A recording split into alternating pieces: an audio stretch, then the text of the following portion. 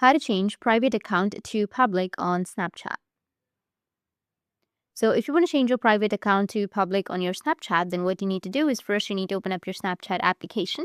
After opening your Snapchat, you need to go with your profile, which will be in the top left, and then go with settings, which will be in the top right. Once you're on your settings, you need to scroll down and then you'll find an option of privacy control.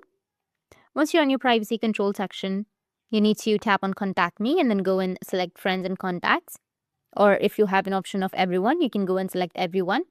And then you need to go with view my story and select friends only or everyone.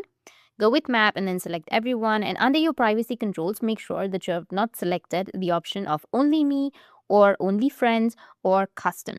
You need to go and select friends and more or everyone. Once done, you need to also go with your public profile settings and make sure that your public profile is also visible to everyone.